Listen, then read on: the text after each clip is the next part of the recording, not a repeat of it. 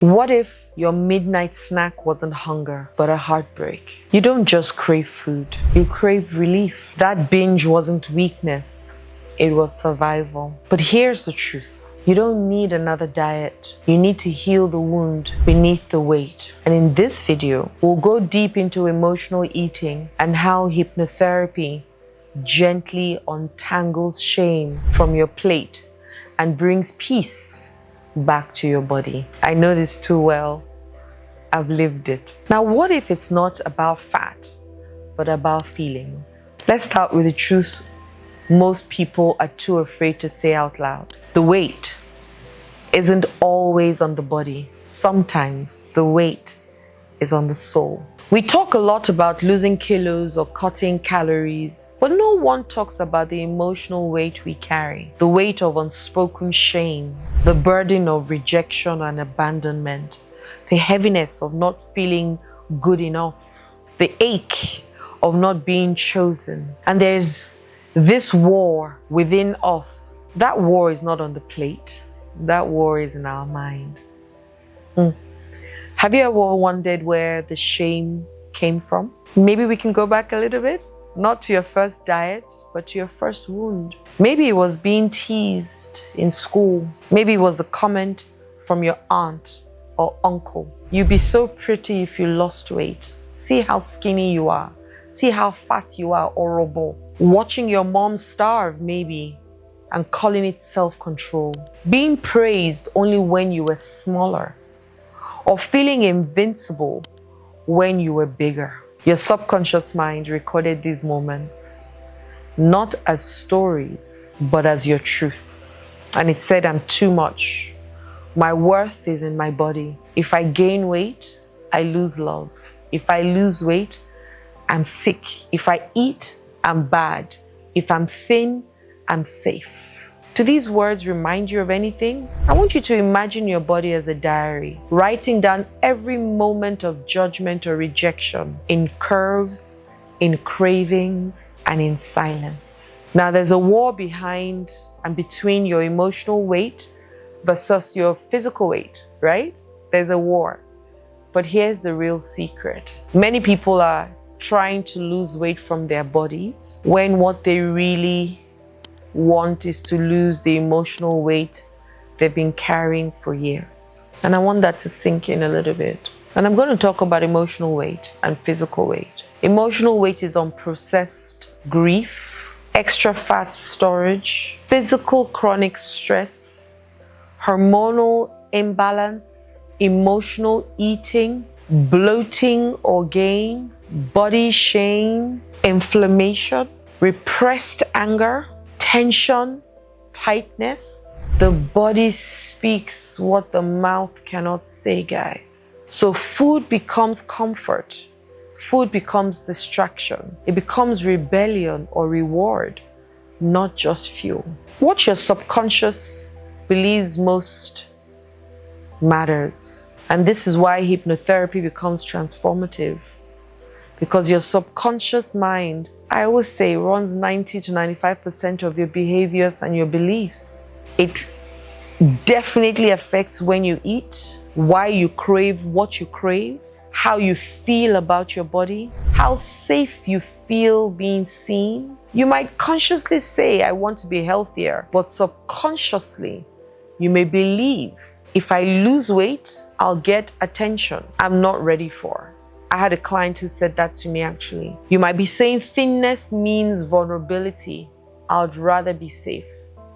You might be saying food is my only comfort. You might say stuff within yourself, I don't deserve to feel good in my body. You don't honestly need more willpower. You just need to rewrite the script. And I want to really touch about this honestly because I've battled with my weight for as long as I can imagine or remember. When I was a lot younger, I was very skinny and I hated myself skinny. Hated it because everybody around me always talked about my weight. I was very lanky. Everybody, my grandparents, and I also had an issue with food. I was a choosy eater as a child. But people didn't want to understand that that was just who I was. They thought I had no right to choose. and I would only eat what was given to me. Now, even at that time, I was happy with eating nothing. That's how bad it was. But then on top of it, they said, no, we're not going to give you the permission not to eat nothing. You must eat what we give you to eat. And so I hated food. I would eat and stuff myself and then go and throw up. I would close my nose to throw food down my throat and just drink water. I wouldn't taste it. That's how bad it was. And then, of course, people will ask me, are you sick? I look sick. I look malnourished, just because I had this whole challenge around food. Now, when I got older and I was able to control what I ate, when I came out of university and I moved abroad, guess what happened?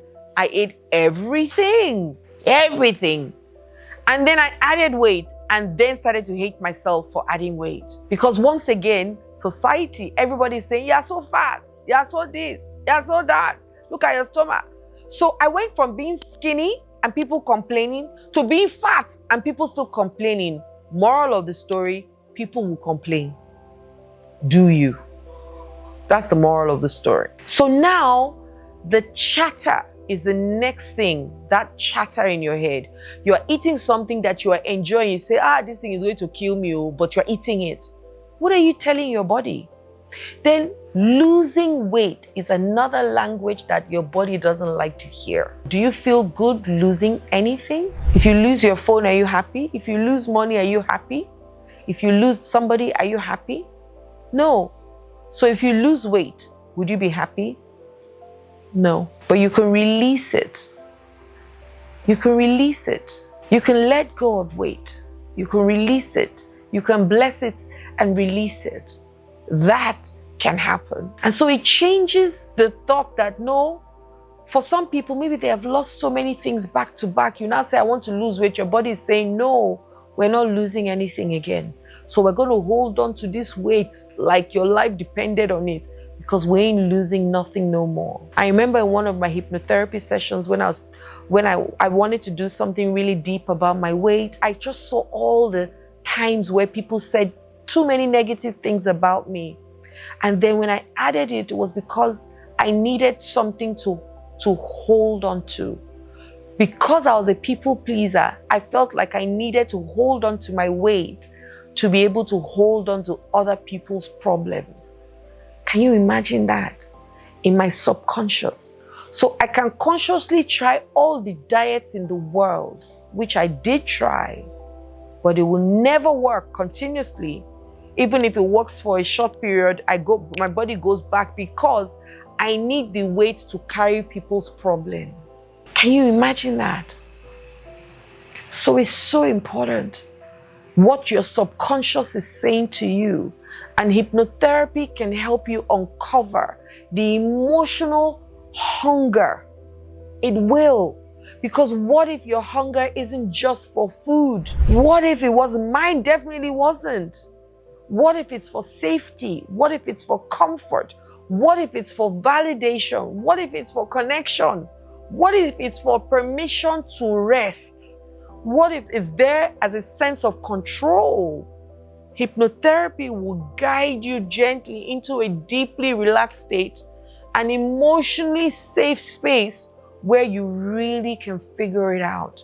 Because look at me sharing mine. I was able to access the root of the emotional eating. I was able to hear the subconscious belief driving the pattern. And I was able to create a new internal agreement, one that was rooted in compassion, clarity, and choice. I want you to imagine you're sitting on a long table and your cravings sit beside you like guests. Each one has a story. I'm sugar because I soothe your sadness. I'm salty snacks because I give you something to do when you're lonely. Just imagine that they're saying all those things. And then hypnotherapy come in and you start to listen without judgment and then start to choose the right things for you, right? And you have a choice to choose differently. I'll share one of my clients' stories with you. Her name, Ada, once again, not a real name. A beautiful, vibrant 36-year-old woman who had tried every diet under the sun, just like I did. She didn't come to hypnotherapy to lose weight. She came because she felt disconnected from her body. That's why she came. She didn't believe that hypnotherapy could do anything. She would whisper to me, I hate what I see in the mirror, and I don't even know why. Does this sound like your voice?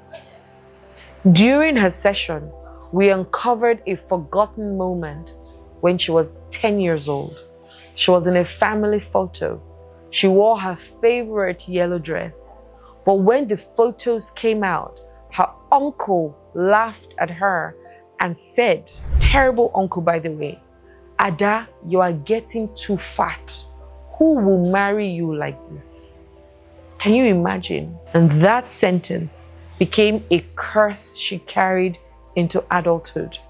She had built a wall of weight, not to punish herself, but to protect herself. Can you beat that?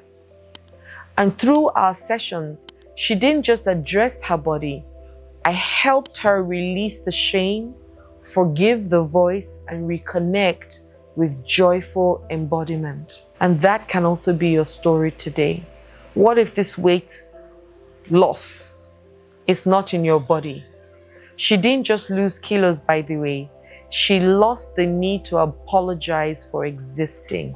And today, Ada dances, eats mindfully, looks in the mirror and smiles, not because she's thinner, but because she's free. And that story can well also be my story as well.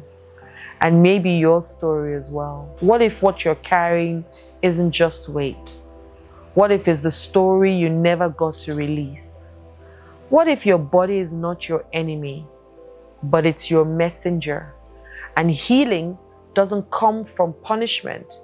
It honestly comes from presence. That's the only way it can come. So today I want you to journal your triggers for emotional eating. Journal it. In fact, what I want you to do is after you journal it, I want you to write a compassion script to yourself. Who would you be without those beliefs about your body? Write a letter to that self of yours. Write a letter. But above and beyond that, come to me so that I can help you. You might need more work, but you can start on your own. Start the process on your own. Write that letter to yourself and just tell yourself, sorry. Forgive yourself for those words. Forgive yourself for the words of your parents, uncles, aunts, guardians, teachers, and for making their voice your voice. And release it today. And start to tell yourself today that you exist not for anyone's pleasure, but for your pleasure. And no matter what you look like today, the truth is that you can do something about it. And most times it starts with your thoughts. So if you click the link below, it will bring you directly to me. Let's start your journey to healing and releasing everything that needs to be released, whether weight, emotionally or physically. I got you. My name is Adeola Kingsley James. Don't forget to like, subscribe, and share me with others. That's the one I actually want the most. Share me with others so that you're not growing alone. We all grow together. Love and light.